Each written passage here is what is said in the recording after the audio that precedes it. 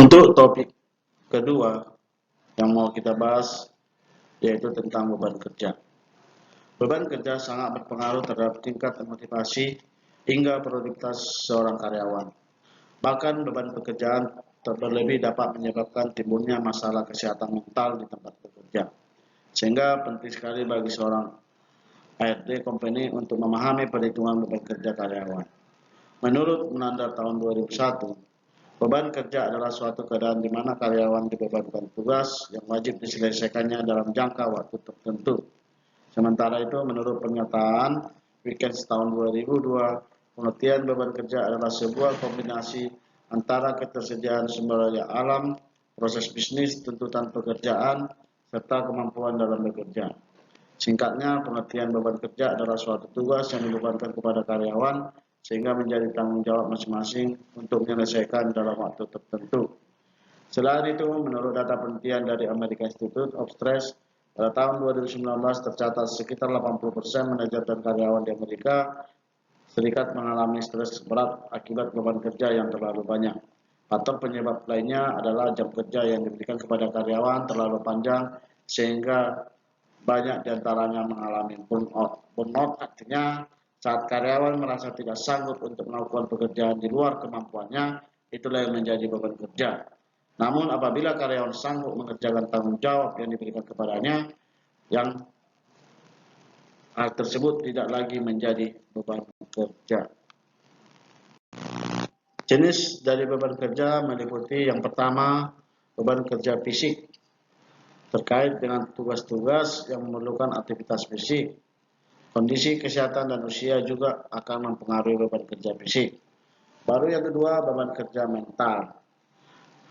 Melalui pencapaian hasil kerja karyawan dan tingkat kalian dalam melakukan pekerjaan, biasanya apabila karyawan mampu dalam menyelesaikan pekerjaan, maka mentalnya bagus di dalam menyelesaikan pekerjaan tersebut. Tapi apabila karyawan tidak mampu di dalam menyelesaikan pekerjaannya, mungkin mentalnya terganggu.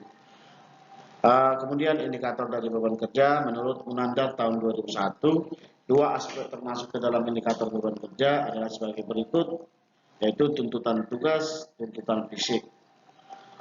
Menurut pendapat Koesmoy Jojo tahun 2017, beberapa indikator beban kerja diantaranya adalah volume pekerjaan, yang kedua jenis pekerjaan, dan penetapan waktu. Faktor-faktor yang mempengaruhi beban kerja, yang pertama faktor internal. Faktor internal akibat dari pengaruh fisik pada karyawan berupa umur, kondisi kesehatan, jenis kelamin, ukuran tubuh, status gizi, dan lain sebagainya. Faktor psikis bisa dapat dilihat karena faktor munculnya akibat kondisi mental setiap karyawan, yaitu kepercayaan, kepuasan, keinginan, motivasi, serta persepsinya menurun. Untuk faktor eksternal dapat kita lihat dari kondisi perusahaan, manajemen pekerjaan, dan lingkungan pekerjaan. Kalau kita perhatikan dari kondisi perusahaan, biasanya terlihat bahwa ketidakmampuan di dalam perusahaan itu memberikan rasa nyaman kepada karyawan. Seperti yang bisa kita lihat di sini, bahwa kantor yang berantakan, tidak teratur, atau sering kali dapat mengurangi motivasi setiap karyawan sehingga menurun. Menyangkut manajemen pekerjaan, biasanya pimpinan tidak memberikan dorongan atau arahan kepada pegawai untuk bekerja dengan bagus. Adapun cara manajemen pekerjaan adalah dengan menetapkan waktu kerja dan istirahat secara tepat, serta sistem kerja yang fleksibel mungkin akan dapat mengatasi beban kerja menyangkut tentang manajemen pekerjaan. Kemudian tentang lingkungan kerja, bisa jadi dapat dilihat karena faktor pengaruh beban kerja, salah satunya lingkungan kerja toksis. Hal ini dapat menambah stres dan beban kerja bagi karyawan. Dampak negatif beban kerja yang terlalu tinggi, perlu kita ketahui ada 6, dimulai dari stres dan kesehatan mental, yang kedua kesehatan fisik, yang ketiga kualitas kerja menurun, yang keempat kehilangan motivasi, yang kelima hubungan kerja yang buruk, dan yang keenam adalah kehilangan keseimbangan kehidupan.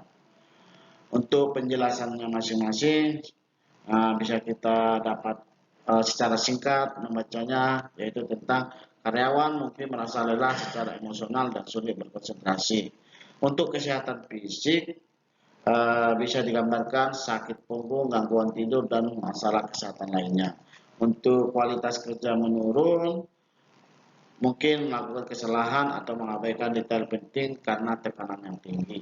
Untuk kehilangan motivasi, kehilangan minat dalam pekerjaan dan merasa tidak termotivasi untuk berkontribusi secara maksimal. Yang kelima, untuk hubungan kerja yang buruk dapat mempengaruhi iklim organisasi secara keseluruhan. Kehilangan keseimbangan kehidupan, salah satunya contohnya adalah karyawan mungkin kesulitan mengatur waktu untuk keluarga dan hobi dan istirahat. Kemudian cara yang dapat membantu mengelola beban kerja, mungkin ada 8 poin ini yang perlu kita perhatikan. Yang pertama, perlu kita menentukan prioritas. Artinya di dalam bekerja itu harus kita pilih prioritas mana yang harus kita kerjakan terlebih dahulu. Jangan kita semua pekerjaan harus kita kerjakan dalam waktu yang diberikan. Mungkin kita harus memilihnya satu-satu. Baru yang kedua adalah hilangkan distraksi. Jadi di sini bisa jadi kita asumsikan lingkungan kerja yang tenang dan minim gangguan agar dapat memberikan kita bekerja secara lebih efisien. Ketahui batasan diri.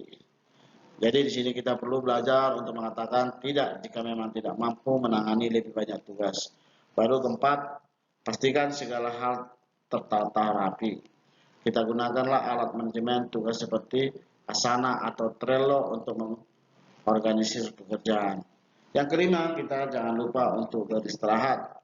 Kita sisakan waktu untuk beristirahat dan berjalan-jalan atau melakukan hobi di luar jam kerja. Kalau bisa kita melakukan liburan ke luar negeri.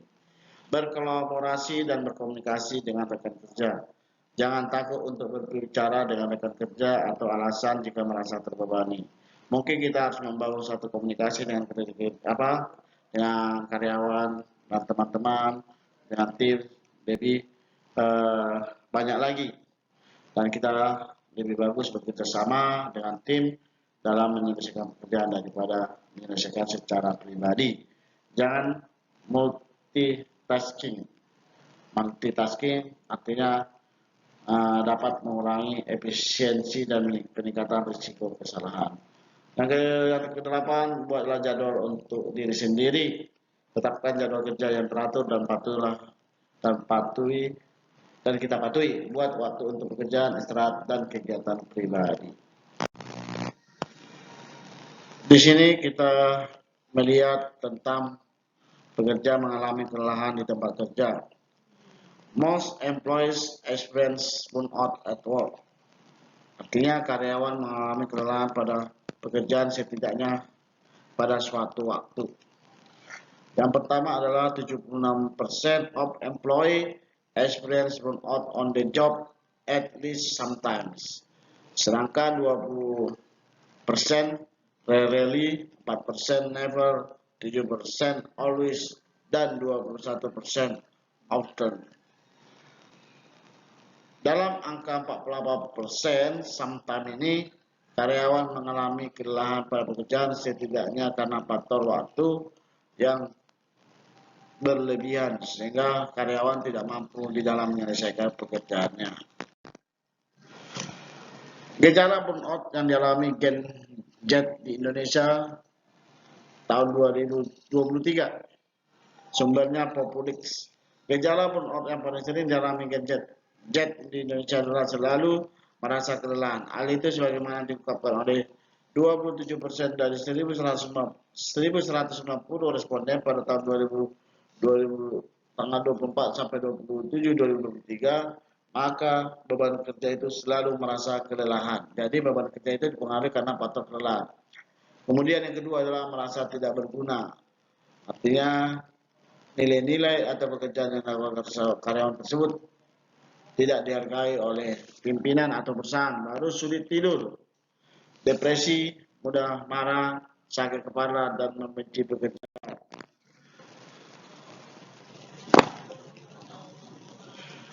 Sekian dan terima kasih tentang pemaparan saya tentang job analisis dan beban kerja. Mungkin para pemirsa sama audiens dapat kita berdiskusi, memberikan komentar atau saran dalam memperbaiki presentasi tentang analisis, job analisis dan beban kerja. Dan saya juga mengucapkan kepada Profesor Elizabeth Syahan yang telah memberikan dukungan di dalam memberikan manfaat kepada mahasiswa-mahasiswa S3 Ilmu Manajemen untuk belajar lebih efektif dan lebih efisien, dan mengarahkan mahasiswa-mahasiswa S3 untuk menjadi mahasiswa yang lebih unggul. Dan terima kasih juga kepada teman-teman satu angkatan, satu kelas yang telah saling berkomunikasi, saling mendukung, dan saling memotivasi untuk kelancaran perkuliahan. Oke, itu yang bisa saya sampaikan. Salam, terima kasih, salam kesehatan.